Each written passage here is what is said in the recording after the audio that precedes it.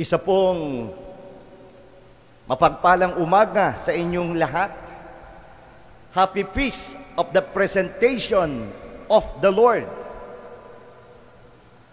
Kung tutusin po, ngayon, linggong ito ay tinatawag nating Fourth Sunday in Ordinary Time.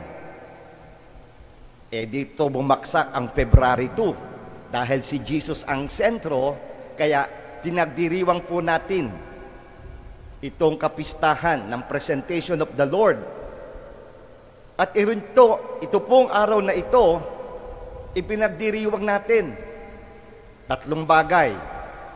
World Day for Consecrated and Religious Life, Pro-Life, and Day of Prayer and Awareness Against Human Trafficking. So yan po ang ating mga pinagdiriwang. Ating pong himay-himayin ang pagdiriwang na ito. Ang tawag po dito ay festival with many names. Ang daming pangalan nitong Presentation of the Lord. Una nga po, Mama Mary and Joseph, remember, they were faithful Jews.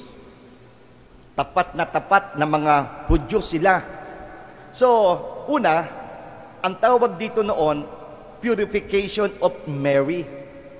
Alam niyo po, kung kayo ay Israelita, noong kapanahunan ngayon, according to the book of Leviticus, kapag ang babae, ang nanay, ng anak ng lalaki, dapat ma-purify siya kasi for 7 days, hindi siya purified. And 33 days siya magkakaroon ng purification days. At yan ay ginawa ni Mama Mary. Aba, hindi lang yung babae, pati yung lalaki.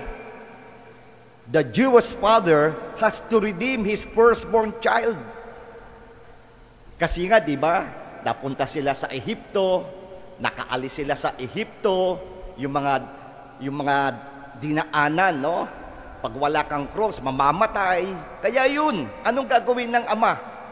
Hudyong ama should offer 5 shekels. Noon hanggang ngayon, yan ang pera ng mga Israelite para ma-redeem, no? So, Mama Mary and Saint Joseph were so faithful.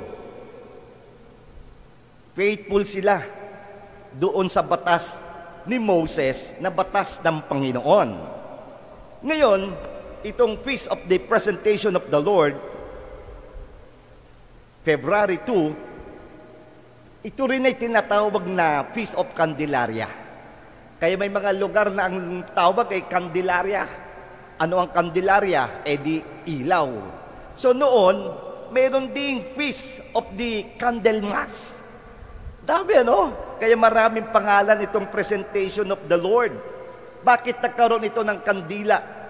Kasi nga po doon sa sinabi ni Simeon na hindi siya mamamatay hanggat makikita niya ang mananakop. At ito ngang araw na ito, isinulat nang dalhin si Jesus sa templo, nakilala siya ni Simeon. Si Jesus ang ipinangakong Mesiyas. Ano ang sinabi ni Simeon patungkol kay Jesus? Sinabi niya, si Jesus ay ang ilaw para sa kapahayagan ng Diyos sa mga hintil. Yung mga hintil, hindi Hudyo. Kaya ilaw si Jesus ng buong mundo, hindi lamang ng mga Israelita. Yan po ang maraming pangalan ng pagdiriwang na ito. At sino naman ang nagdeklara? Aba, ito po ay kapanahunan ni Pope Sergius I. Kailan yon? 687 up to 701. Nako, ibig sabihin yan yun na nga, yung mga ganung katagal, no? He was the one who instituted the Candelaria or Candlemas Festival in Rome. Kaya talagang ito ay nasa 16th century ginagawa na. At yung pagdiriwang na yan ay matagal na po. So, sa Latin, tinatawag na Christus lux est. Jesus is the light. Christ is the light. Pwede ring sinasabi dito, lux est Christus. The light is Christ. At hindi nyo po na itatanong na andito po ang mga SBD ng Central Province. Last Thursday, dito po kami nagkaroon ng Provincial Assembly, SBD Central Province, at yan na nga po, we are going to celebrate the 150th anniversary of the SBD. At ang aming tema ay tungkol sa liwanag. Christus lux est. Christ is the light. So ngayon, may tawag pang isa, may pahabol pa eh. Alam niyo po, ang tawag din dito is the Feast of the Holy Encounter. Ang ganda, no? Anong ibig sabihin yon? The Feast of Re-Encounter with God. God keeps on revealing Himself. God keeps on manifesting Himself. And through this Feast of the Holy Encounter, the unseen God became visible through Jesus Christ. Ito ang kagandahan din ng presentation of the Lord. Pinapaalalahanan tayo, ang Diyos na di nakikita ay nakita sa pamagitan ng pagdating ng Kristo. At yan nga po si Jesus. At kung ating himay-himayin, itong presentation of the Lord, it is 40 days after Christmas. Kaya, Sister Christy, bilangin mo. December 25. Pag December 25, pagkaganito ngayon, Tita Linda, pag iyang Christmas, iyan ang pagpapakita ni Jesus sa mga Hudyo. So Christmas is actually Jesus' manifestation to the chosen race. Galing ano? Kaya December 25, Christmas, yun. Pero hindi lang nagpakita si Jesus sa mga Hudyo. Yes, December 25 is Christ's manifestation to the Jews. Kaya nga may pyesa na naman tayo. Kung naalaala nyo, the second Sunday of Christmas is called Feast of the Epiphany. Kaya kung ang pangalan mo ay Epipanyo, yan, si Marlo Epipanyo, no? Ibig sabihin, it's Christ's self-manifestation to the Gentiles. At kung ating babalikan yon, yung pagpapakilala ng Diyos sa mga hintil, anong ibig sabihin ng hintil? Non-Jews. Pero doon sa Feast of Epiphany, sino ang tumingin sa langit at nakita ang tala? Yung Magi. At ano yung Magi? Wise people. Kaya pakisabi nga po sa iyong katabi, wais ka. Ang galing, ano? Sino ang wais? Hinahanap ang mananakop. Hinahanap ang Diyos. At ang Diyos na ito ay Diyos ng lahat. Napakaganda. Kaya nga, pakisabi sa katabi, wais ka. Sino ang naghahanap sa mananakop? Ang mga wais. Kaya talagang wais ang sino mang naghahanap kay Jesus, sa Diyos, sa Espiritu Santo. Pilipinas, nandito tayo. Ano ang third Sunday ng January? Sa Pilipinas lang yan. Only in the Philippines. Anong ibig sabihin yon? Yun, Feast of Santo Niño, the infant Jesus' manifestation to the Filipinos. Pakisabi uli sa iyong katabi, iba ang Pinoy. Yan. Bakit? Paalaala sa Santo Niño, it's the birth of Catholicism in the Philippines.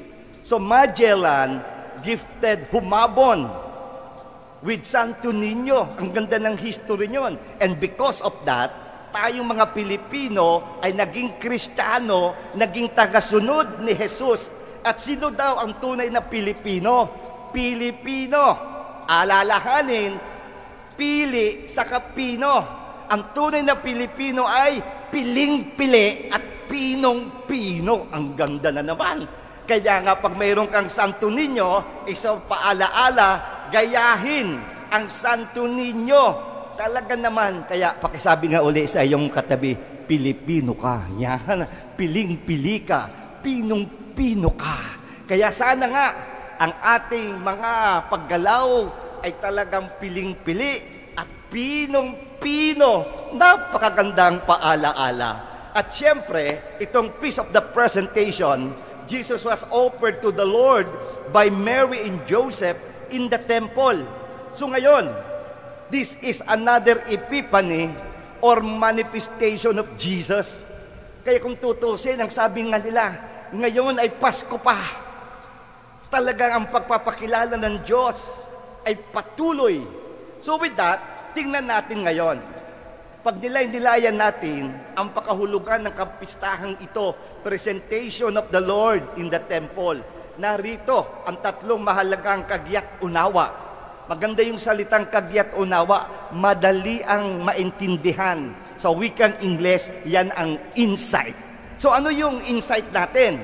Important insights. Number 1, si Jesus ang katuparan ng hula o propesiya sa lumang tipan. Because of Jesus, the Old Testament and the New Testament were united. Kaya naipagsama ni Jesus ang lumang tipan at ang bagong tipan. The Old and the New Testaments, ang pagdadala kay Jesus sa templo ay sumasalamin sa kaugalian ng lumang tipan sa pag-aalay ng panganay na anak na lalaki sa Diyos. Sa pamagitan ng pagdadala sa kanya sa templo, ipinakita ni Jesus ang kanyang lubos na pagsunod sa batas at inihayag ang kanyang sarili bilang ang matagal nang hinihintay na Mesiyas na tumupad sa lahat ng mga propesiya. Kaya napakaganda ng ating pinagdiriwang. Pangalawa, paalaala, Jesus is the light to all nations. So Jesus is the light of the world. During the presentation, Simeon, an elderly man, recognizes the infant Jesus as promised Messiah and declares him a light for revelation to the Gentiles. Kaya nakita ng mga hintil, nandiyo, tayo yun, kasama tayo doon. Nakita natin ng Diyos at ang Santo Niño ay isang palaala, naging Kristiyano tayo. Si Jesus ay ilaw sa lahat ng mga bansa. Nang dalhin si Jesus sa templo, nakilala siya ni Simeon. Si Jesus ang ipinangakong Mesiyas. Sinabi ni Simeon na si Jesus ay ang ilaw para sa kapahayagan ng Diyos sa mga hintil. Kaya nga, February 2 is also known as Candelaria or Candelmas. Yan po ang ating ipinagdiriwang. Si Jesus ang ilaw ng sanlibutan. Yan din ang mensahe ng presentation of the Lord. Ipinakita nito na ang misyon ni Jesus ay para sa lahat ng tao sa mundo. Hindi lamang para sa mga Israel. Binibigyan din nito na ang kaligtasan na dala ni Jesus ay para sa lahat, kahit ano pa ang kanilang lahi o pinanggalingan. So, the presentation of the Lord, pangatlo, kagyat-unawa, Mary's role in the salvation history. The presentation also emphasizes Mary's role as the Mother of God and her participation in the plan of salvation. By bringing Jesus to the temple, Mary fulfills the requirements of Jewish law and demonstrates her humility and obedience to God's will. Kaya nga, ang ating ina, si Maria, pinakita niya ang kanyang kababaang loob, tumupad sa mga ugali ng kanyang pagiging Hudyo. And Simeon's prophecy about Mary's future suffering, a sword will pierce your own soul too. It foreshadows her unique role in Jesus' crucifixion and her deep connection to His redemptive mission. Ganon po kahalaga si Maria sa atin sapagkat nasaksihan niya ang paghihirap ng kanyang anak sa paanan ng krus. Ito naman, panghuli, ito na ang hamon sa ating lahat. Kung ang Diyos ay patuloy na nagpapakilala at nagpapakita sa atin, ang tanong, ano ang dapat nating gawin? Dalawang bagay lang po. Nawa, meron tayong aksyon. Una, ihandog din natin ang ating sarili sa Diyos kay Jesus. Kung si Jesus mismo ay nag-aral ng kanyang naghandog offer, alay ng kanyang sarili tayo rin kanyang tagasunod, dapat ialay din natin ang ating sarili sa Diyos. Kaya pakisabi nga sa iyong katabi, ialay mo. Ayan, ano? It's a good reminder. Ialay natin ang ating sarili. Pangalawa, be the light. Yes, Jesus said, I am the light of the world. He that followeth me shall not walk in darkness, but shall have the light of life. Sa mundo natin ngayon, sa bansa natin ngayon, kinakailangan ng liwanag. Maliwanagan ang mga mambabatas ang kahalagahan ng kalusugan at ng pag-aaral. Dito ilaan sana upang tayo mga Pilipino ay talagang magiging marunong, magkakaroon ng wisdom, not only knowledge, at magiging malusog ang katawan, ang isip, ang emosyon at ang espiritu. Ito ang hamon sa ating lahat. As we celebrate World Day for Consecrated and Religious Life, sana maraming maging pari, maging relihiyosong madre at brother. Pray for vocations at lagi tayong pro-life. Hindi pwedeng kitilin ang bata sa sinapupunan ng ina. Ang Diyos ang nagbigay at wala nang pwedeng gumawa, pumatay sa anumang bata, tao sa kanyang sinapupunan. At muli, samahan niyo po kami, kaming mga Society of the Divine Word, SBDs. We are celebrating the founding anniversary of our congregation this year, 2025. Ano po ang tema namin? Your light must shine. Nawa ang ating ilaw ay tunay na lumiwanag and witnessing to the light from everywhere to everyone. Pray for us as we will pray for you. Q&A. Feel mo. Gets mo. Gets ko. Gawin mo. Gagawin ko. Purihin natin ang Panginoon. Close your eyes, bow your heads. Tayo tumahimik sa mandali. Pasalamat sa Diyos sa kapistahan ng pag-aalay ni Jesus sa loob ng templo. At ating ding isalarawan, inaalay natin tayo ngayon na sa loob ng simbahan, literally, ialay natin ang ating sarili sa Diyos, kay Jesus, sa banal na Espiritu Santo, at maging liwanag sa pamilya, sa bansa, sa buong mundo. Amen.